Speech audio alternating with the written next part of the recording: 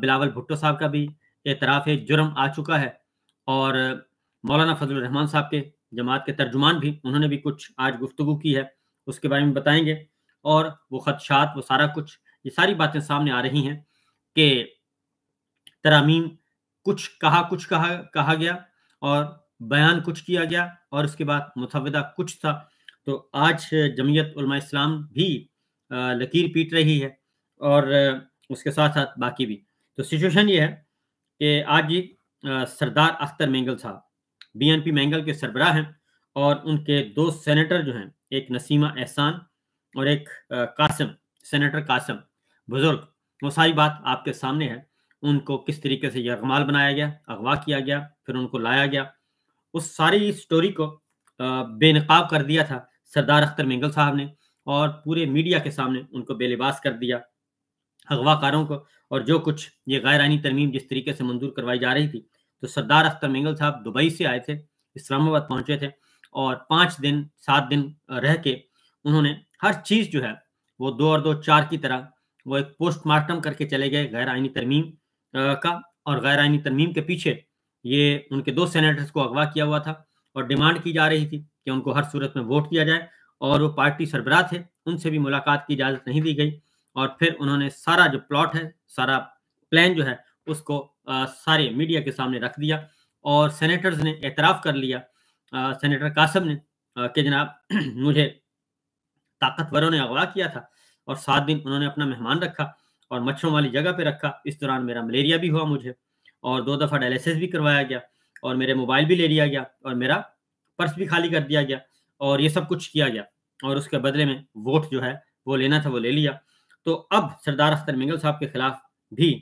उनके खिलाफ भी दहशतगर्दी का मुकदमा दर्ज कर दिया गया है। सिर्फ़ इस बुनियाद पे कि उन्होंने एक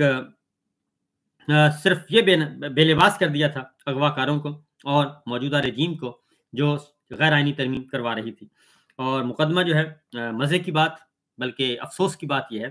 कि ये मुकदमा चेयरमैन सेनेट सैयद यूसुफ़ज़ा गिलानी साहब जो कि पाकिस्तान पीपल्स पार्टी के वज़ीर-ए-आज़म भी रह चुके हैं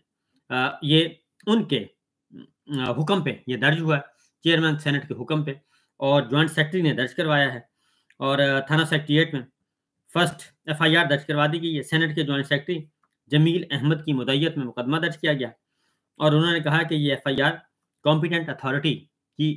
हुक्म पर ये सब कुछ करवाई जा रही है। तो इसमें अख्तर मेंगल साहब और उनके साथियों के खिलाफ दहशतगर्दी के समेत 7 दफ़ात के तहत एफआईआर दर्ज की गई है और इल्ज़ाम है कि सरबराह बीएनपी और इनके साथियों ने सेनेट के स्टाफ को ज़द-ओ-क़ौफ़ किया। इससे बड़ा झूठ और कोई हो नहीं सकता और इसमें मज़ीद इल्ज़ाम लगाया गया है कि सरदार अख्तर मेंगल और इनके साथी पार्लियामेंट हाउस में दाखिल हुए जबकि उनके पास असलहा भी था। अब एफआईआर में दरख्वास्त की गई कि मज़कूरा मुल्ज़मान के खिलाफ सख्त कानूनी कार्रवाई की जाए। अब सवाल ये पैदा होता है कि अगर उनके पास असलहा था और वो पार्लियामेंट हाउस में आए भी और आकर चले भी गए और वो पाकिस्तान से भी चले गए, तो फिर ये तो फिर सारे अमले को ही डिसमिस कर देना चाहिए। फिर तो असेंबली के स्टाफ को और फिर सिक्योरिटी को, फिर इस्लामाबाद पुलिस को, फिर रेंजर्स को, उन सारों को कर देना चाहिए फारिग और फिर इस पे कोई और हो नहीं सकता। इसके साथ-साथ इनके और इनके दीगर साथियों के खिलाफ मुकदमा किया गया है और फिर गिरफ्तार भी कर लिया गया है सरदार अख्तर लंगू साहब को और ये भी हुआ है और उसपे मुस्तफ़ा नवाज़ खोखर साहब ने ट्वीट भी किया है और उन्होंने कहा है कि अख्तर मेंगल पर दी गई एफआईआर के दरहकीकत मुद्दई मोहतरम यूसुफ़ज़ा गिलानी साहब हैं। दरख्वास्त गुज़ार सेनेट के जॉइंट सेक्रेटरी ने मतन में लिखा है कि ये एफआईआर मजाज अथॉरिटी की इजाज़त से दायर की जा रही है। खुद गिलानी साहब कई दफ़ा इन उतार-चढ़ाव को देख चुके हैं, न जाने क्या हुआ। तो होना क्या था जनाब, हुक्म के गुलाम हैं और इसके अलावा और क्या हो सकता है। तो ये सूरत-ए-हाल इस वक़्त है जी। आपकी अख्तर मेंगल साहब ने भी इस पे ट्वीट किया है और अख्तर मेंगल साहब ने भी इस पे कहा है कि ये मुझे तोहफ़ा दिया गया है और ये तोहफ़ा मुझे मिला है और मैं पहुँच चुका हूँ दुबई और मुझे बताएँ कि मैंने कहाँ पहुँचना है वापस और वापस किस किस स्टेशन पे पहुँचूँ। उन्होंने ये भी कहा है कि बलूचिस्तान नेशनल पार्टी के रुकन अख्तर हुसैन लांगू जो कि पार्टी के सेक्रेटरी खजाना और साबिक एमपी हैं, इस्लामाबाद से उन्हें गिरफ्तार कर लिया गया है और इसके साथ-साथ उन्होंने कहा पुलिस और इंटेलिजेंस एजेंसियों ने गिरफ्तार किया है। इसके साथ-साथ जी जो अख्तर मेंगल साहब ने एक और भी उन्होंने अख्तर मेंगल साहब ने ये कहा है कि ये एफआईआर पे उन्होंने कहा ये मेरे लिए एक एजाज़ है और मुझे बेहद फ़ख्र है कि 26वीं आईनी तरमीम के खिलाफ खड़े होने पर मेरे खिलाफ एफआईआर दर्ज की गई। बदकिस्मती से आज सुबह 9 बजे मैं दुबई रवाना हो गया था। जैसे ही मैंने वहाँ लैंड किया, मुझे आप लोगों की तरफ से ये खूबसूरत तोहफ़ा मिला। अगर मुझे इसका पहले से इल्म होता तो मैं अपनी परवाज़ मनसूख कर देता। अब बताएं जनाब सदर और वज़ीर आज़म, मेरी गिरफ्तारी के लिए आप किस एयरपोर्ट पर लैंडिंग चाहते हैं? इस्लामाबाद, कोयटा, पिंडी या लाहौर? और फिर उन्होंने ट्वीट किया है, बिलावल भुट्टो जरदारी को साथ अटैच किया है, शहबाज शरीफ साहब प्राइम मिनिस्टर को और प्रेसिडेंट आसिफ अली जरदारी साहब को। तो उन पे भी ये एफआईआर दर्ज हो गई है दहशतगर्दी की, असले की। ये बिल्कुल उसी तरह है जैसे इमरान खान साहब की बहनों अलीमा खान और डॉक्टर उज़्मा जो कि निहत्ते खाली हाथ फुटपाथ पे खड़ी एक साइड पे दफ़ा 144 भी उन्होंने नहीं तोड़ी थी, तो वो एहतजाज में शरीक होने के आई थी अपने भाई के लिए, लेकिन उनको भी दहशतगर्दी के मुकदमे में गिरफ्तार किया गया और उन्हें कहा गया कि ये असला बारूद लेके आई थी, धमाका खेज मवाद इनके पास था और इन्होंने मेरा ख्याल है कि वो पार्लियामेंट हाउस को या किसी अहम इमारत को धमाका खेज मवाद से उड़ाना था। इस तरह का मुकदमा दर्ज किया गया है। लेकिन मैं कहता हूँ कि इस तरह के पैगामात जो हैं वो हमारी पख्तून लीडरशिप को और खैबर पख्तूनख्वा को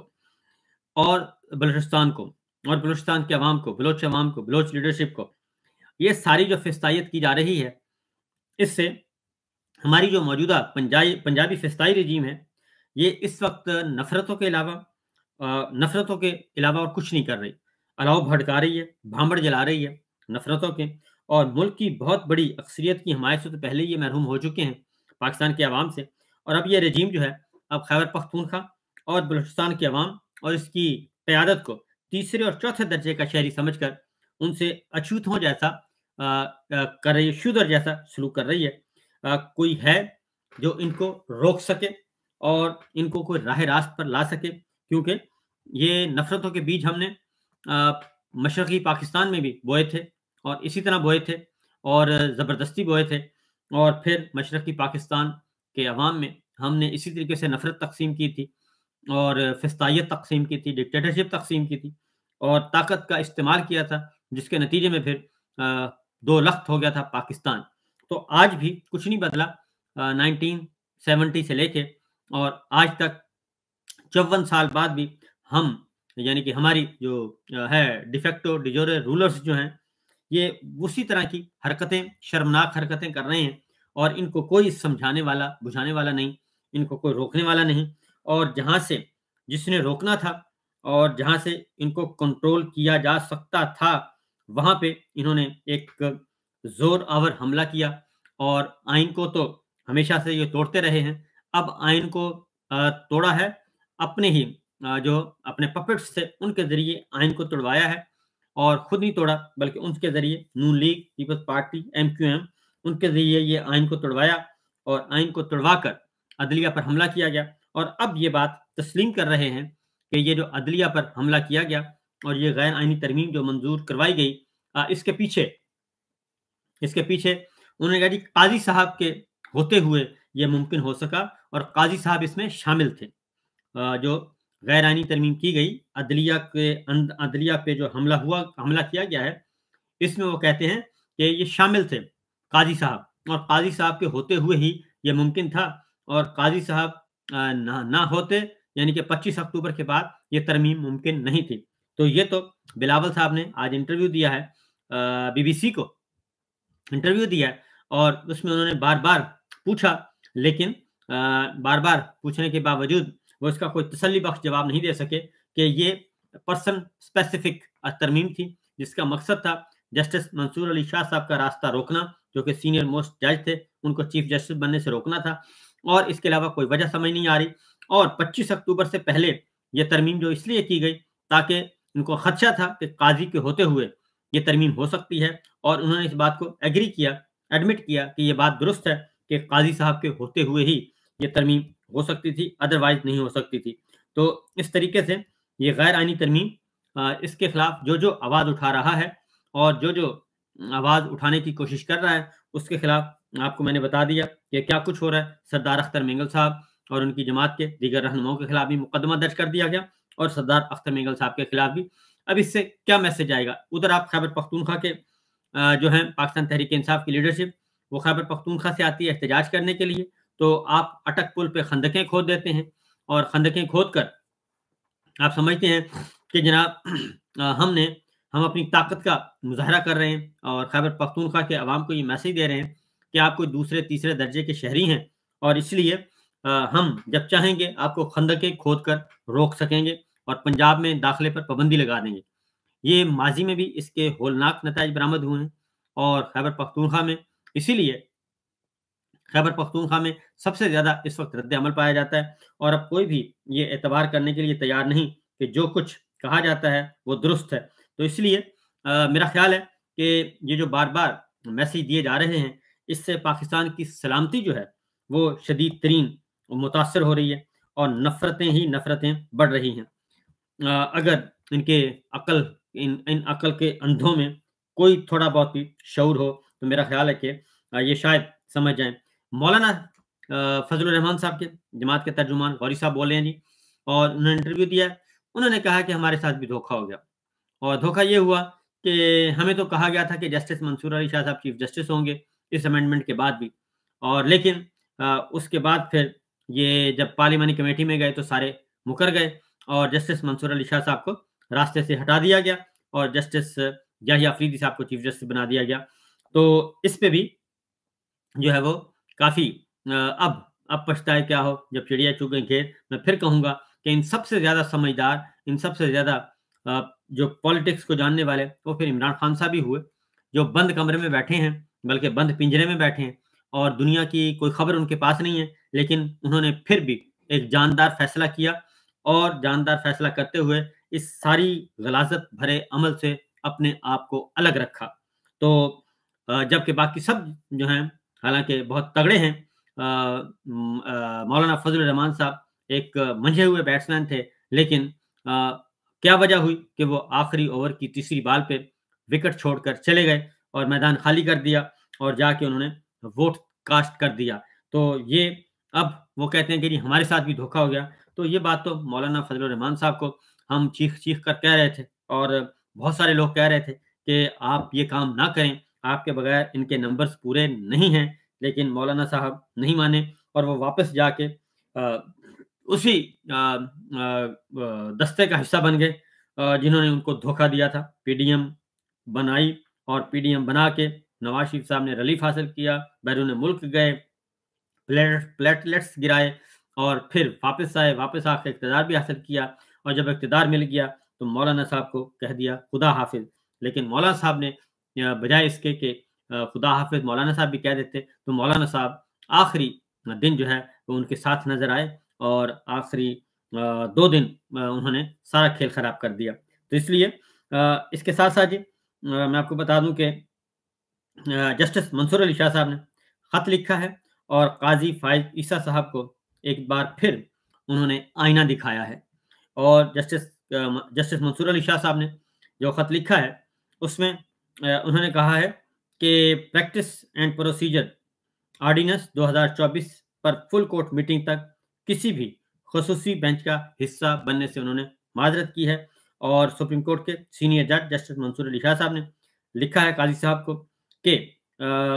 जो है ख़ुसूसी बेंच का हिस्सा मैं नहीं बन सकता और उन्होंने कहा है कि supreme court practice and procedure committee के सेक्रेटरी को भेजे गए 23 सितंबर 2024 के मेरे ख़त के मुंदरजात मेरी दरख्वास्त के बावजूद 19 अक्टूबर की मीटिंग के मिनट्स में दर्ज नहीं किए गए। इसे आप अंदाज़ा करें कि जस्टिस काज़ी फ़ाइज़ साहब कितनी बददयानती का मुज़ाहरा कर रहे हैं। बददयानती, इंतहाई बेईमानी, बददयानती का मुज़ाहरा कर रहे हैं कि उनके ख़त के मिनट्स जो हैं, उनके ख़त के मुदरजात को 19 अक्टूबर की मीटिंग के मिनट्स में भी दर्ज नहीं किया गया और उनको रिकॉर्ड पे नहीं ला रहे। जस्टिस मंसूर अली शाह ने कहा कि मैं ये भी वाज़ेह करता चलूँ कि फुल कोर्ट मीटिंग से जब तक प्रैक्टिस एंड प्रोसीजर ऑर्डिनेंस 2024 की आईनी तौसीक का तयन नहीं किया जाता या सुप्रीम कोर्ट के जजेस फुल कोर्ट मीटिंग में ऑर्डिनेंस पर अमल करने का फैसला नहीं करते या जब तक चीफ जस्टिस की सरबराही में 2 सीनियर तरीन जजेस की कमेटी बहाल नहीं की जाती, मैं नई कमेटी की तरफ से बनाए गए खुसूसी बेंचेस का हिस्सा नहीं बनूंगा। जस्टिस मंसूर अली शाह ने खत में कहा कि इन वजूहात की बिना पर मैं इस मामले में तश्कील करदा बेंच से खुद को अलग करता हूं, ताहम वसीतर अवामी मफाद में सिर्फ आम मुकदमात की समाअत के लिए बेंचों की नशिस्तों में शिरकत करूंगा। जस्टिस मंसूर अली शाह ने खत में लिखा कि उन्होंने थॉमस मोर को सर थॉमस मोर का एक लिखा जी